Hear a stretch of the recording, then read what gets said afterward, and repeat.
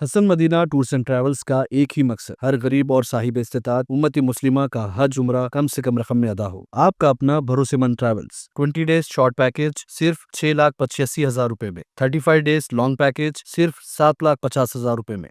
2030 का भारत देख रहे हैं आप। 2030 के भारत में हम लगातार 3 मुद्दों को लेकर बात करते आ रहे हैं, गरीबी, भुखमरी और शिक्षा।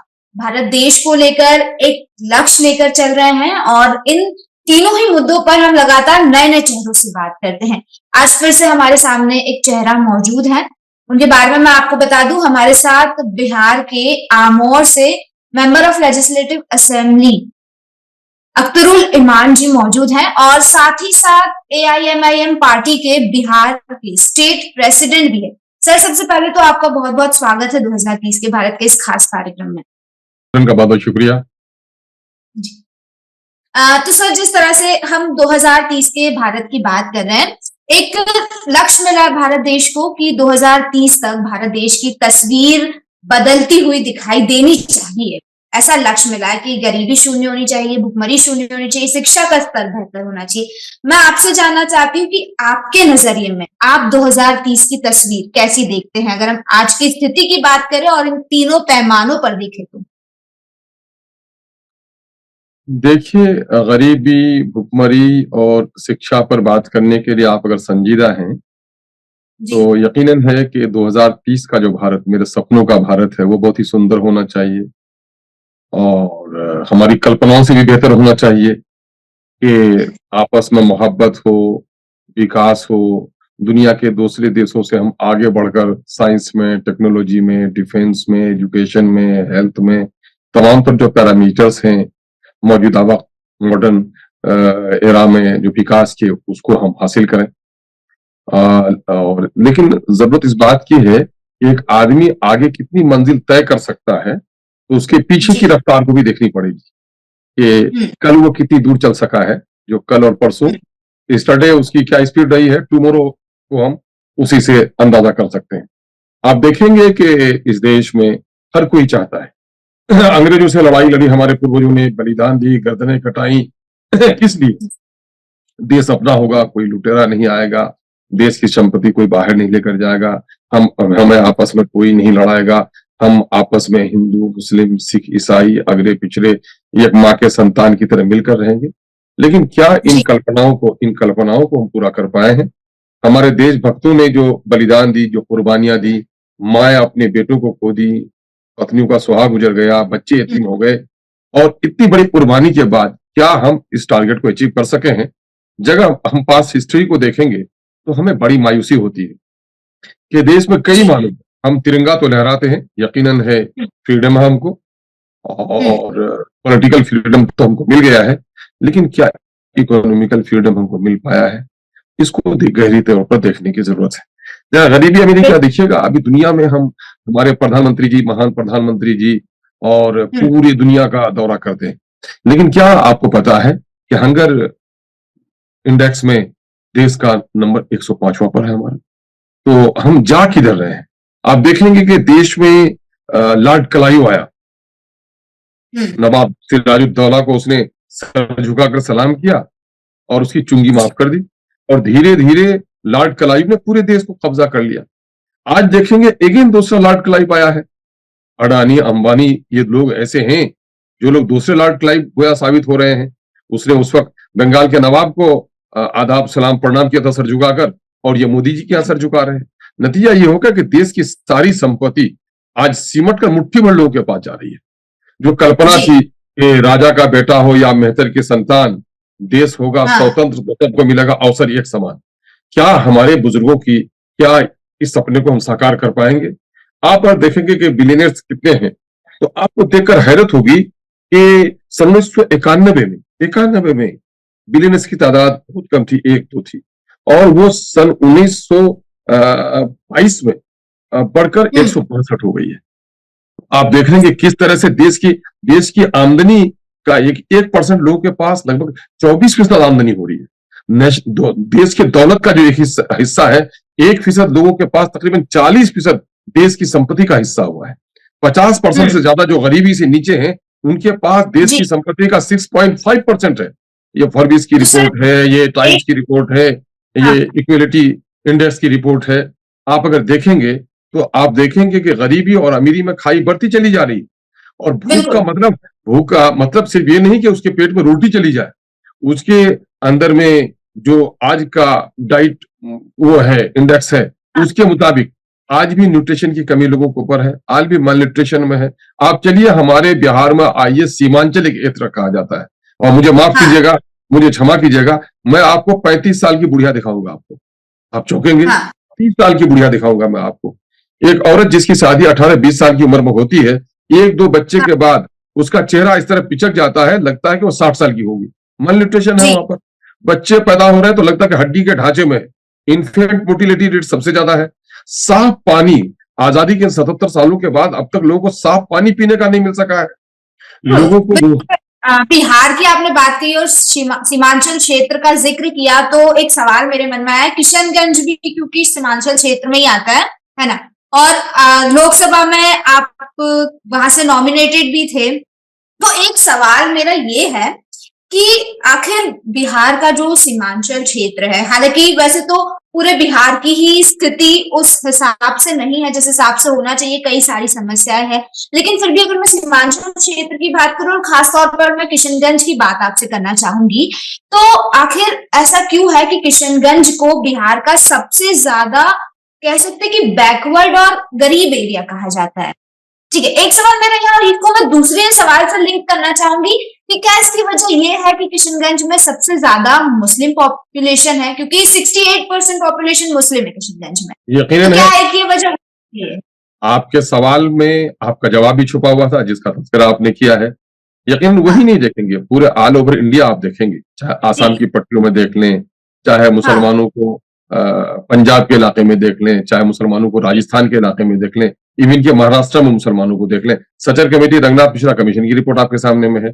चुन चुनकर उन इलाकों में, जिन इलाकों में मुस्लिम आबादी रही और दलितों की आबादी रही, वहां सरकार ने प्रोग्रेसिव एटीट्यूड गवर्नमेंट का रहा ही नहीं। न इंफ्रास्ट्रक्चर का डेवलपमेंट हुआ, न वहां पर नदियों पर पुल बन सके, न अच्छी सड़कें बन सकी, न अच्छे स्कूल बन सके, न अच्छे हॉस्पिटल बन सके, न वहां रोजगार के लिए कोई मौके आ सके, न कोई अच्छी इंडस्ट्रीज लगी। आप देखेंगे कि खासकर मुस्लिम और दलित क्षेत्रों में पढ़ाई के लिए, अगर अच्छी पढ़ाई, क्वालिटी एजुकेशन चाहिए तो पलायन करनी पड़ेगी, अगर अच्छा रोजगार चाहिए तो पलायन करना पड़ेगा, इवन कि आप बीमार भी हैं तो अच्छे ट्रीटमेंट के लिए भी आपको पलायन करना पड़ेगा। ये सारी दुश्वारियां हैं। अभी देखिए, रिसेंटली बिहार में आई है जाति आधारित गणना की रिपोर्ट। नीतीश जी तो बीजेपी को वहां पर बैठा दिए, घर घर तक पहुंचा दिए, और वहां हिंदू और मुसलमानों की मोहब्बत को खत्म करने के लिए जहर बो दिए, लेकिन गलती से काम कर गए। जिस दिन उनकी अनबन चल रही थी भाजपा वालों से, तो उन्होंने कहा कि नहीं, इस कमंडल से लड़ने के लिए मुझको मंडल का सहारा लेना पड़ेगा, तो उन्होंने जाति आधारित गणना करा दी। जाति आधारित गणना की रिपोर्ट आई मैडम, अभी आई है, तो सुनकर लोगों के आंसू बहेंगे कि उसी बिहार में, जिसकी आबादी 13 करोड़ हो गई है, अगली जाति के लोगों को उनके आबादी के अनुपात में जो उनका एक्चुअल शेयर होता है, उससे 2 गुना, 3 गुना और 4 गुना अधिक नौकरियां मिली है। जिनका शेयर 25,000 नौकरी का होता था, उनको 1 लाख मिला है। जिनका 58,000 का होता था, उनको 1,87,000 मिल रही है। मैं एक बात बता रहा हूँ, मेरी बात सुन लीजिए। लेकिन वही दलितों की आबादी वहां पर 2,56,00,000 है, सबसे बड़ी आबादी उनकी है, और 30% आबादी है। उनकी नौकरी में शेयर होनी चाहिए 4,11,000, 2,91,000 नौकरी मिली, 1,10,000 नौकरी उनकी चली गई। माइनॉरिटी का, मुस्लिम माइनॉरिटी का की आबादी वहां पर 2,31,00,000 है, यानी कि 18% है। नौकरियों में हिस्सेदारी उनकी होती है 3,68,000, सिर्फ उनको 1,73,000 नौकरी मिली, और लगभग 1,95,000 नौकरी उनकी चली गई। जिनकी 1,95,000 नौकरी चली जाएगी 3,68,000 में, गोया 40% नौकरी उनको मिल पाई, और लोगों को 3 गुना 4 गुना मिल पाई। तो क्या आप इक्वलिटी इसको कहेंगे? क्या बराबरी कहेंगे? क्या समानता कहेंगे?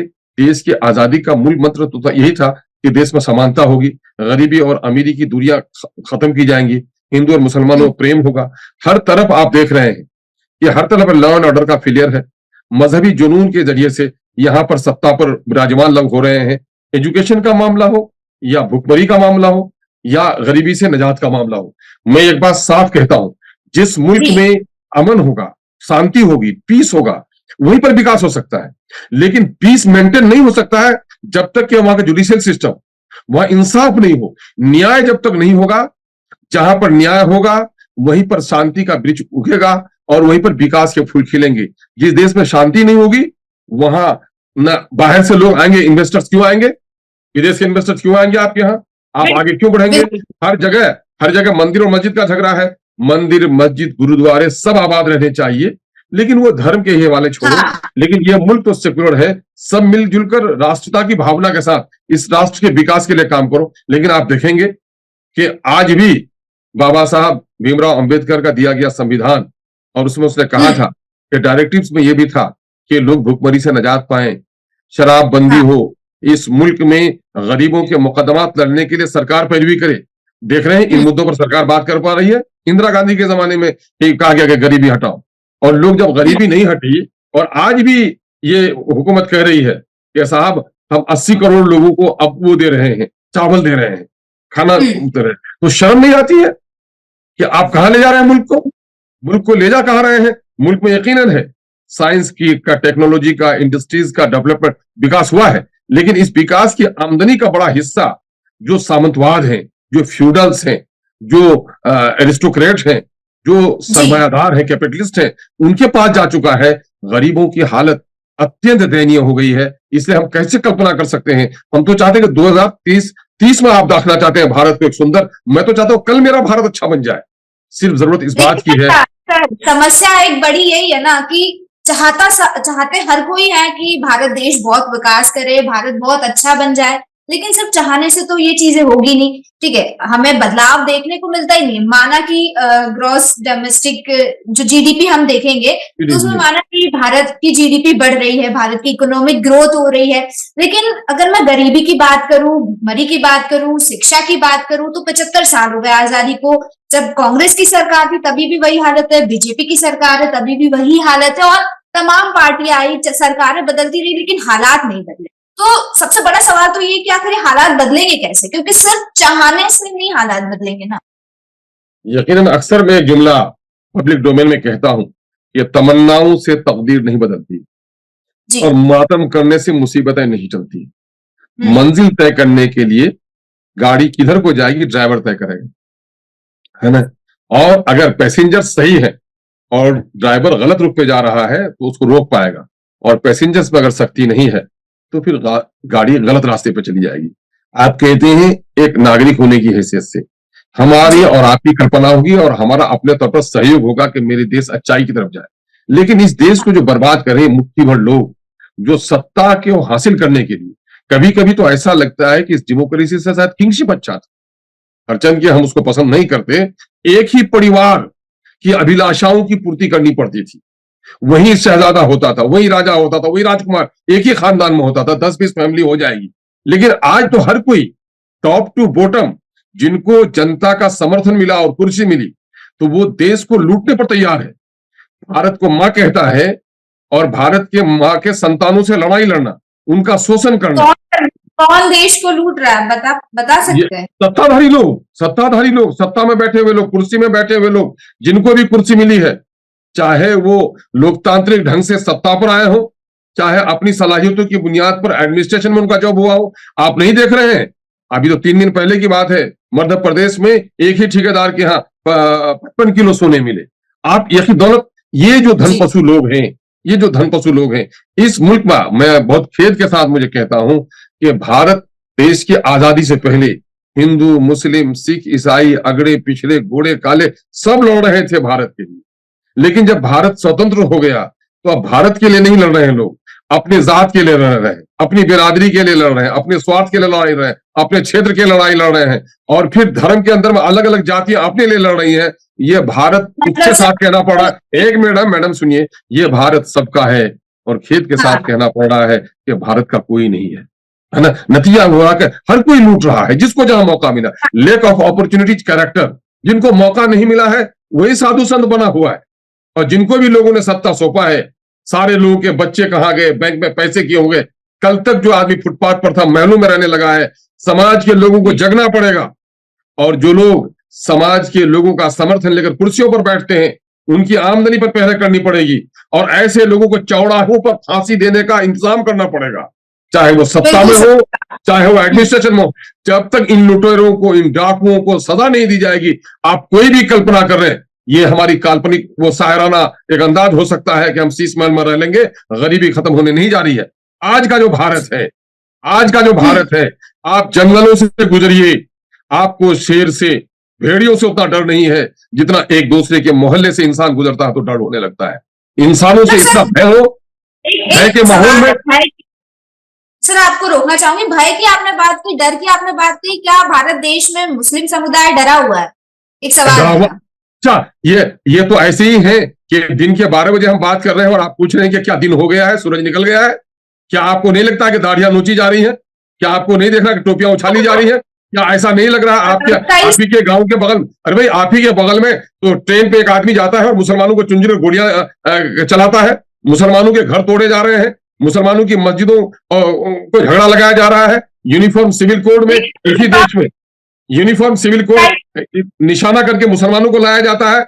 वहीं पर आप यूनिफॉर्म का मतलब सारे लोगों को एक तरह कीजिएगा ना, किसी का गुलाबी लिबास हो, किसी का सफेद हो। मेरी बात सुनिए, एक तरफ दूसरी पार्टी के जो लोग हैं और जो और भी कई सारे लोग हैं, वो तो कहते हैं कि बाहर के मुल्कों में जाके देख लो, बाहर के मुल्कों में जो माइनॉरिटी कम्युनिटीज है उनके साथ जिस तरह का बर्ताव होता है वो बहुत भयावह स्थिति है, उसके मुकाबले भारत देश में ऐसा कुछ भी नहीं है। मैंने पड़ोसी का बेटा प्रमुख जो मोहन भागवत है उनका बयान किसी प्रोग्राम में। क्या मैडम आप ये कहेंगी कि मेरा बेटा तो घर में शराब पीता है, पड़ोसी का बेटा तो गली में पीता है, गली वाले से अच्छा है? ये नहीं हो सकता है। इस दुनिया में भी किसी भी महजब सभ्य समाज में अगर माइनॉरिटी पर और कमजोर पर जुल्म होता है तो उसकी जितनी भी हो उसको कंडम करना चाहिए। मैं उसका कभी भी उसकी मजम्मत करनी चाहिए। ये कोई सभ्य समाज का नहीं है कि कमजोरों पर कोई जुल्म करे। मैंने अक्सर कहा है कि भारत को मां मानने वालों, यकीनन है कि आप आदर और सम्मान से अपने कन कन से प्रेम करते हो तो यकीनन साधुवाद के पात्र हो, लेकिन जानते हो जिसको मां कहते हो, मां अपने सारे बच्चों को एक दृष्टि से देखती है और मां का जो कमजोर बच्चा होता, बीमार होता है, मां उससे अधिक प्यार करती है और ये चाहती है कि मेरा जो सबल बेटा है, मेरा जो सेहतमंद बेटा है, वो मेरे गरीब बेटे की पैरवी करे, उसकी खातिर करे।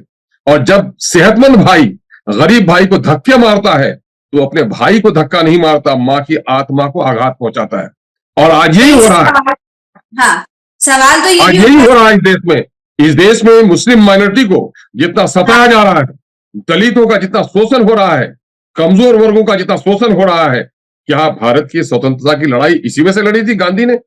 इसीलिए लड़ी थी मौलाना आजाद ने, डॉक्टर भीमराव अम्बेडकर ने इसीलिए लड़ाई लड़ी थी, यही दिन देखने के लिए कि अपने देश में आदमी खौफ में रहे। देखिए, real freedom is freedom from fair. जब तक आप खौफ से, जब तक भय से आपको मुक्ति नहीं मिलेगी, तब तक ऐसी आजादी का क्या माना है? ऐसे हम अपनी आजादी से मोहब्बत करते हैं, लेकिन मौजूदा जो भय का वातावरण हो गया है और लोग जाति और धार्मिक उन्माद फैलाकर जो लोग सत्ता पर जा रहे हैं, ऐसे लोगों के रहते हुए हम 2030 के भारत को कभी सुंदर, कभी सभ्य, कभी भुखमरी से निजात पाने वाला शिक्षित भारत की कल्पना नहीं कर सकते हैं। शक्ति भी, सुख भी, शांति भी भक्तों के गीत में है, इस देश के वासियों की मुक्ति प्रीत में है। जब तक मोहब्बत की फजा नहीं होगी, जब तक शांति स्थापित नहीं होगी, तब तक, और ये शांति को स्थापित करने के लिए न्याय का बेदाग हो जाना बहुत जरूरी है। जब तक न्याय कठोर नहीं हो, आप देखेंगे, आप जाइए यहीं पर गल्फ में, आप जाइए कुछ हिस्सों में, मैं वो नहीं करता हूं, जहां पर कहा गया कि फौरन सजा देंगे आप सारे, उसके पास कुछ भी नहीं है, खनिज भी नहीं है, पेट्रोलियम का बहुत ज्यादा नहीं है यूएई के पास, लेकिन control and law and order पर वहां पर भी शराब बिकती है, जिसमें बिकता है, लेकिन मजाल है कि किसी को सड़क पे कोई गालियां दे दे। हम चाहते हैं कि मेरा देश उससे उत्तम बने। ये गांधी का, महावीर का है, बुद्ध का की धरती है, तो फिर अजमेरी की धरती है ये, तो इसलिए यहाँ पर हमारा प्रेम और न्याय तो हमारे यहाँ सबसे ज्यादा अधिक स्थापित होना चाहिए। और इसकी न्याय को स्थापित किए बगैर 2030 क्या 2060 के भारत को भी हम अपने टारगेट को अचीव नहीं कर पाएंगे। जो गोल हमने तय किया है कि भूखमरी से और निरक्षरता से हम 2030 तक वो पा जाएंगे। इंदिरा गांधी के गए हुए आज तकरीबन 40 साल हो गए। उन्होंने कहा था गरीबी हटाओ, तो लोगों ने कहा कि गरीबी तो नहीं हटा सकी मैडम, गरीबों को आप हटा रही हैं। तो आज भी ये कल्पना है हमारी, जब तक शांति हो, न्याय नहीं हो, 2030 क्या हम इसको 2060 तक भी हम उस गोल को अचीव नहीं कर सकते हैं। हाँ, अगर न्याय स्थापित हो जाए तो 2030 नहीं मैडम, मैं तो कहूंगा कि 1-2 सालों के अंदर में भारत बहुत आगे बढ़ जाए। न्याय कैसे स्थापित कैसे होगा, सवाल है ये। चलिए, न्याय कैसे स्थापित होगा, क्योंकि सत्ता में तो वही पार्टी है, लोग भी वही है, पार्टियां भी वही है, तरीका भी वही है, तो न्याय स्थापित होगा कैसे? एक साहब ने बड़ी अच्छी बात कही कि समाज कभी भी चोर उचक्कों से नहीं बिगड़ता। समाज का बुद्धिजीवी वर्ग जब जब बिगड़ जाता है, बहक जाता है, निष्क्रिय हो जाता है, समाज बिगड़ जाता है। देश के इंटेलेक्चुअल को आगे आना पड़ेगा, राष्ट्र की भावना को जगाना पड़ेगा। आज धर्मवाद है, क्षेत्रवाद है, भाषावाद है, लेकिन राष्ट्रवाद कहीं नहीं है। राष्ट्रवाद गुम होकर रह गया है। राष्ट्रवाद, ये देश सबका है, इस देश के लिए सब कोई है, इस कल्पना को स्थापित करना पड़ेगा। और ये कल्पना कब स्थापित होगा? जब सबको समान दृष्टि से देखा जाए। जिसके साथ नाइंसाफी होती है, यकीनन है, जिसके साथ जुल्म होता है, जो पीड़ित होता है, वो तो फिर अपनी न्याय के लिए लड़ता है। इस वक्त देश के लिए लड़ने के लिए न्याय को स्थापित करना है। समान दृष्टि की आपने बात की। एक सवाल कई बार उठाया जाता है विपक्षी पार्टियों द्वारा कि एआईएमआई पार्टी सिर्फ मुस्लिमों की पार्टी है, ये सवाल भी उठाए जाते हैं। किसने कहा? आप मेरा मैनिफेस्टो देख लीजिए, आप मेरा मैनिफेस्टो देख लीजिए। मैडम, मैं आप बहुत खुलकर बात करता हूं। ये मुसलमानों की पार्टी नहीं है, ये टोटल कुल्ली तौर पर सेकुलर पार्टी है। ये हिंदू, मुस्लिम, सिख, ईसाई और भारत की जो सोशल फैब्रिक है उसको सामने में रखकर ये पार्टी काम कर रही है। आप बताइए कि आप ही के यहाँ हमने जाकर, मेरे नेता ने जाकर भीमराव अंबेडकर साहब के पोते को गोद में उठाया कि नहीं उठाया? आप देख लीजिए, ग्रेटर हैदराबाद में यहाँ का मेयर दलित को हमारी पार्टी ने बनाया कि नहीं बनाया? मैं बिहार में हूँ, अभी देखा था तो एएमआई पार्टी ने मुस्लिम और दलित वोटर्स पे ही फोकस किया है, वही साधने की कोशिश की है। तो कहीं ना कहीं, मैं सिर्फ एएमआई पार्टी की नहीं बात कर रही हूँ, हर पार्टी की मैं बात कर रही हूँ। तमाम राजनीतिक पार्टियां इसी तरह से कार्य कर रही है कि जब वोट की बारी आती है, जब जनता के बीच में जाने की बारी आती है, तो जातिगत समीकरण और जाति के बेसिस पे वोट या धर्म के बेसिस पे वोट लेने की कोशिश करते हैं। हम जाति के बुनियाद पर नहीं। मैडम सुनिए, इस देश में सबसे ज्यादा शोषित और पीड़ित कोई है तो वो माइनॉरिटी के लोग हैं, वो दलित लोग हैं, वो पिछड़े लोग हैं, और फॉरवर्ड कास्ट के भी जो गरीब लोग हैं, हम उसकी वकालत भी करते हैं। हमने जात और धर्म को पार्टी का एजेंडा नहीं बनाया है, लेकिन एक बड़ी चालाकी के साथ इस मुल्क की दूसरी सो कॉल्ड सेकुलर पार्टियों के साथ मुसलमान जाकर के काम करे तो ठीक है, लेकिन किसी पार्टी का अगर हेड, अगर उसका लीडर मुस्लिम हो जाए तो कोई बर्दाश्त करने के लिए उसको तैयार नहीं है। हमारे साथ यही हो रहा है। हमने नॉन मुस्लिम्स को टिकट दिए हैं, हमने दलितों को टिकट दिए, हमने पिछड़ों को टिकट दिए हैं, हम सारे लोगों को लेकर चलना रहे हैं, लेकिन देश के अंदर में मुस्लिम माइनॉरिटी के वोट के बुनियाद पर जो लोग देश के सत्ता में आए हैं, वो लोग नहीं चाहते हैं कि मुसलमानों के दरमियान में कोई लीडरशिप पैदा हो, मुसलमान आके अपने हिस्से की बात कर सके। आप बात करती है, मैं मुसलमानों के बारे में, दलितों के बारे में बात करता हूं। एक माँ के 4 बच्चे हैं, लेकिन जो बच्चा सबल है, सेहतमंद है, माँ नहीं, जो बीमार है माँ, उसके बारे में ज्यादा फिक्र करती है। मेरे आंख में चोट लगती है, मैं हॉस्पिटल जाता हूं और मैं कहता हूं डॉक्टर साहब मेरी आंख जा रही है। इसका मतलब नहीं कि नाक मेरी नहीं है, इसका मतलब नहीं कि बाजू मेरे नहीं है। अरे आंख में चोट लगी है, मैं इसलिए आंख चिल्ला रहा हूं, क्योंकि सबसे ज्यादा इंसाफी अगर हुई है। आप देख ले, टाडा में, कोटा में गिरफ्तारी किन की हुई? जितने भी लगभग 40,000 इस मुल्क में कम्युनल राइट्स हुए, उसमें 90% नुकसान मुसलमानों का हुआ है। आप देख रहे हैं मुसलमानों के नौजवानों का 20-20 साल टाडा कोटा में जेल में रहा है और बेकसूर वो निकल के आया है। आप देख रहे हैं, चाहे भागलपुर में हो, चाहे गोधरा में हो, चाहे आपका वहीं आपके बाजू में ही बंबई के में हो, तो आप देखेंगे कि जो फसादात हुए हैं उसमें ज्यादा नुकसान मुसलमानों का हुआ है। सरकारी नौकरी में आज सेंट्रल जॉब्स में हमको 3%, 4% भी हिस्सा नहीं दे रहे हैं। पार्लियामेंट में मेरी आबादी के हिसाब से मोर देन 80 मेंबर्स होने चाहिए थे लोकसभा में। हमारे 20-25 से आप आगे पहुंचने नहीं दे रहे हैं। हमारे बच्चों को पुलिस में आप बहाल नहीं कर रहे हैं। हमें कारोबार और ठेला लगाने नहीं दे रहे हैं। आप बीफ को एक्सपोर्ट कीजिए। Hasan Madina tours and travels का एक ही मकसद, हर गरीब और साहिब इस्तेताअत उम्मती मुस्लिमा का हज उम्रा कम से कम रकम में अदा हो। आपका अपना भरोसेमंद ट्रैवल्स 10 साल से हज उम्रा की खिदमत देते आ रहा है। भरोसा आपका, खिदमत हमारी। साल 2025 में हज का इरादा रखने वालों के लिए खुशखबरी, अब हज करें एकदम मुनासिब रकम में। 20 डेज शॉर्ट पैकेज सिर्फ 6,85,000 रुपए में, 35 डेज लॉन्ग पैकेज सिर्फ 7,50,000 रुपए में। हरम शरीफ के बिल्कुल करीब आरामदा ख़याम, मीना, मुज़दलिफा, अरफात में बेहतरीन खिदमत, 3 time Hyderabadi hygienic food, luxury AC bus transport, आलिम दीन के जरिए मक्का और मदीना की ज़ियारतें, लॉन्ड्री सर्विस, जमजम एहराम फ्री, रियाजुल जन्ना की नमाज का appointment, shoulder bag, hand bag free, direct flight, Hyderabad से हैदराबाद तक बुजुर्ग हजरात के लिए पर्सनल खिदमत गुजार की सहूलत भी रहेगी। शाबान रमजान में उम्रा के खुसूसी डिस्काउंट पैकेजेस भी दस्तयाब है। इमाम और हाफिज कुरान, school college students, teachers, professors, doctors के लिए खुसूसी डिस्काउंट रहेगा। इसके अलावा यूके, यूरोप, ऑस्ट्रेलिया, यूएसए के स्टूडेंट्स और B1 B2 वीजा की सर्विस सक्सेस गारंटी के साथ रहेगी। Hasan Madina tours and travels, Subhan colony, Ballaguda, beside marvel palace, Hyderabad. Germanten super speciality hospital, national award winner doctor Mir Jawad Jar Khan, German trained senior orthopaedic surgeon and director, माहिर doctors doctor Wasif Azam और doctor Bharvi Chanduri, senior cardiologist और दीगर doctors नुमाया खिदमत अंजाम दे रहे हैं। Robotic surgery, advance cath lab, MRI, operation theatre, ICU, 2D ultrasound जैसी सहूलियात से आरास्ता कॉर्पोरेट लेवल हॉस्पिटल। वाजबी फीस में हर मर्ज से शिफायाबी के लिए Germanten super speciality hospital, Attapur.